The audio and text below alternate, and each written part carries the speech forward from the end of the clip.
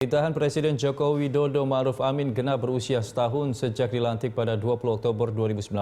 Meski tersandung datangnya pandemi COVID-19, sejumlah kebijakan yang diambil selama setahun terakhir dinilai cukup konsisten dengan 5 prioritas yang sejak awal ditetapkan.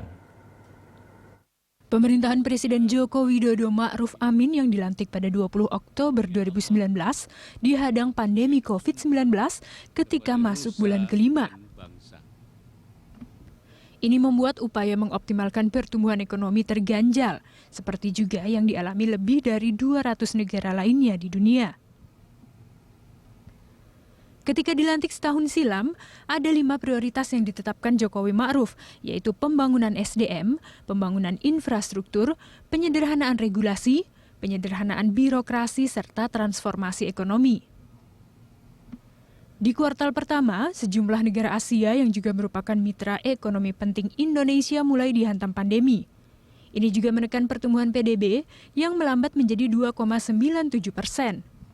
Ekonomi makin menukik di kuartal ketiga seiring makin masifnya penyebaran COVID-19, di mana PDB Indonesia tumbuh minus 5,32%.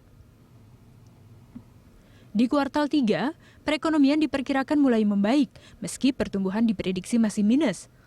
Kementerian Keuangan memproyeksi PDB tumbuh di kisaran minus 2,9% hingga minus 1%.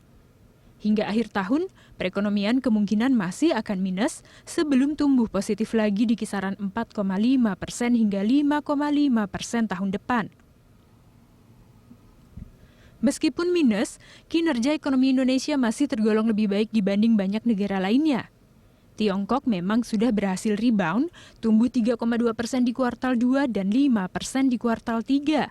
Koreksi ekonomi Indonesia lebih kecil dibanding banyak negara lain, termasuk negara tetangga di ASEAN seperti Singapura, Malaysia, dan Thailand. Meski sejumlah prioritas kebijakan yang dicanangkan dinilai telah berjalan cukup konsisten, penanganan pandemi menjadi kunci utama pemulihan ekonomi serta keberlanjutan dunia usaha. Undang-Undang Cipta Kerja yang berhasil dirampungkan tahun ini menjadi salah satu modal mendorong transformasi ekonomi, termasuk melalui penyederhanaan aturan dan birokrasi. Tim Liputan, Berita.